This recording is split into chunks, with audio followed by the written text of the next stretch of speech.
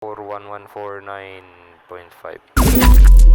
JCUTMoto. Hello everyone, this is your boy Bakla Tomboy nagbabalik, JCUTMoto.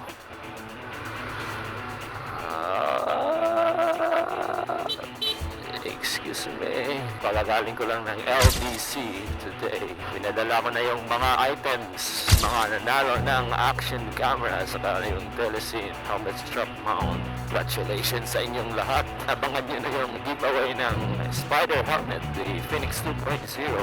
So today, magpapagas tayo ng Shell regular full tank. Ooh.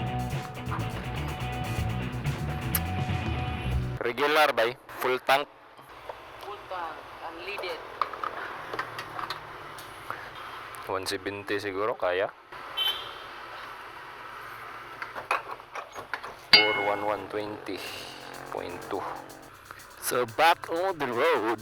So for today's motovlog, bago ang lahat. Medyo matagal tayong di nakapag-motovlog kasi may mga obligasyon tayong dapat gawin sa trabaho natin. And of course, motovlogging for me is just some sort of fun. Parang getaway ko lang kasi mahilig akong mag-ride, mahilig din akong mag-edit ng video. Why not motovlog?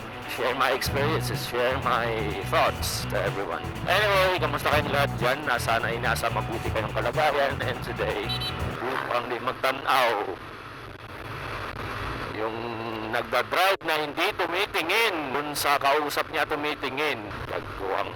Anyway, we are going to be talking about something related to or something na relevant sa issue ng gas price natin ngayon. Because as of today, kita niyo naman siguro yung regular na gas natin doon is 53.64 pesos. While premium is around 54 point something. Medyo mataas na siya. Nung kasi simula ko palang mag-ride more than 3 years ago, 33 pesos or 30 plus something pa yung gas nun eh. Bumababa pa, may iba pa nga, 28 pesos pa yun during that time. So yung 150 pesos ko, full tank na eh. Yun yung pinagkaiba natin ngayon, way back 2015. So 2019, medyo mahal na talaga yung gas. So with relation to that, we are going to be talking about something na dapat i-consider natin when buying a motorcycle, and that is gas consumption. Siguro kung napapansin nyo, itong motor na to sa panel niya, aside from the speedometer, yung headlight status, yung engine status, yung temperature, yung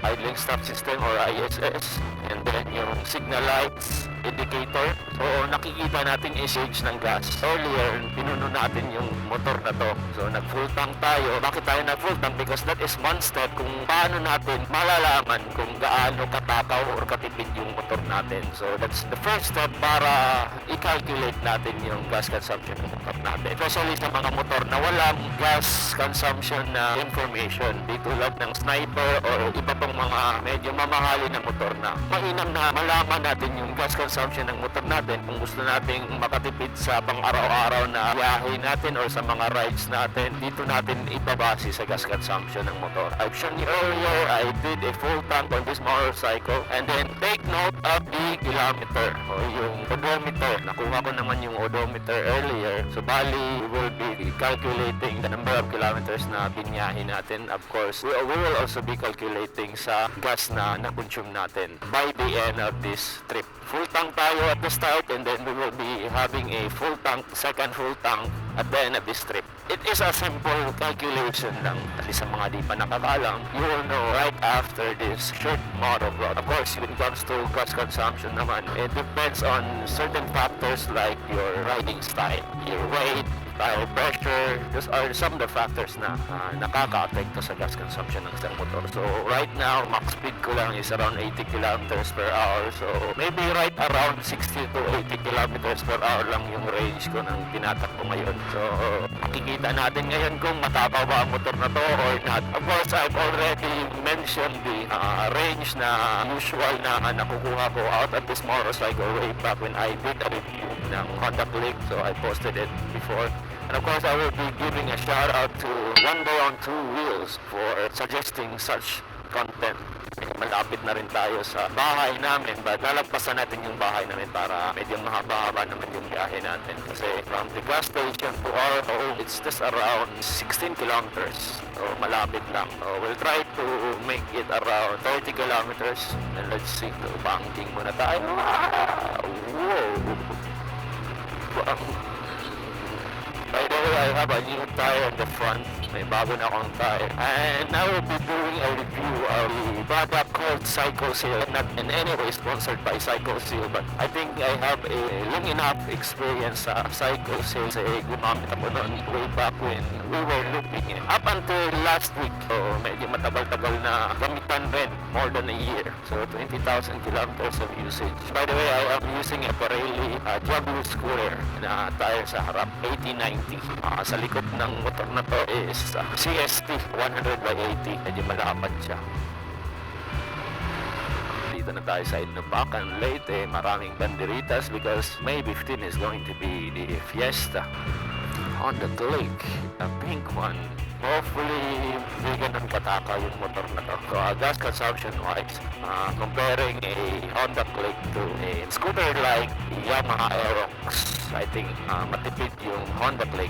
That's one advantage of the Honda Click. I'm not really endorsing Honda Click for that matter, but given the chance siguro kung bibili ako ng motor today, I am leaning towards the NMAX kasi sa trabaho, kailangan ko ng maraming mapaglalagyan ng gamit saka relaxing NMAX. Although medyo di siya ganun katipid, saka with ABS yung NMAX. Of course, there is a non-ABS version, but for me, mas maganda yung may ABS. It's better to have an ABS and not use it than not having an ABS and need it. Sa mga emergencies, nagagamit talaga lalo na basa yung daan or may mga loose gravel, ganun. ABS, by the way, is a anti-lock braking system.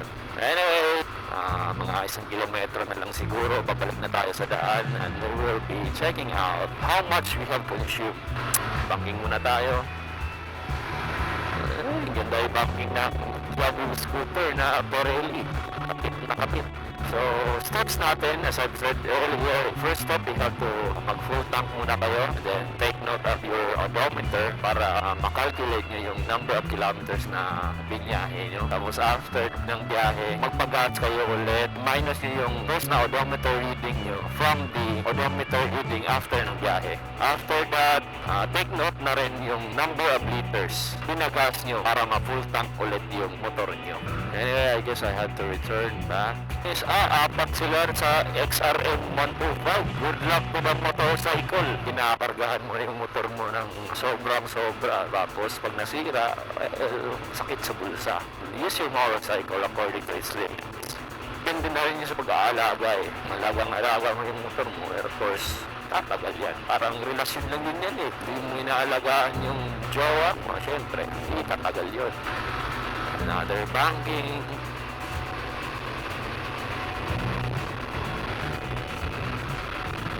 And by the way, ang tawag sa yung stripe line na stripe sa daan, yung puti, hindi yung trrrr.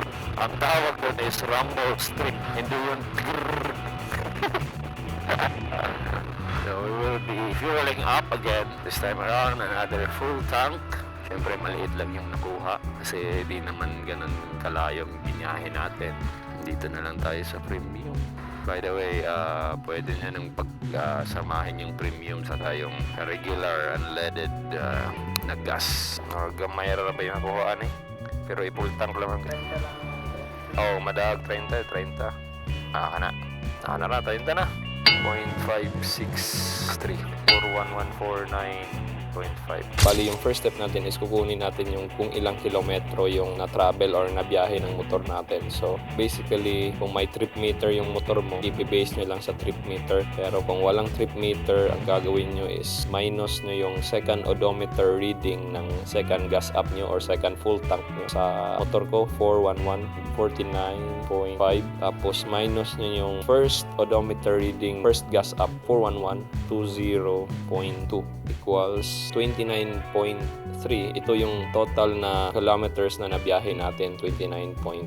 So, i-divide natin yung 29.3 sa 0.563. Number of liters na pinagas ko yung second gas up ko para ma-full tank ulit. So, bali ito yung naubos ko within 29.3 kilometers. So, ito yung magiging resulta niyan, which is the kilometers per liter. So, every liter ng gas ko, makakabiyahe ako ng 52.04 sa Honda Click ko. So, Honda Click 125i. Matipid siya. So, ganun lang yung pag-calculate ng kilometers per liter ng gas consumption ng motor mo. Total number of kilometers divided by the number of liters na na-consume mo from point A to point B. So, ganun lang. So that would be all for this motovlog. For ending this episode, I will leave you with this poem. Roses are red, violets are blue. If you want to calculate your gas consumption, just take note or just follow those steps I mentioned, bro. So that's about it. This is your boy JCUTMoto saying you bye-bye. JCUTMoto.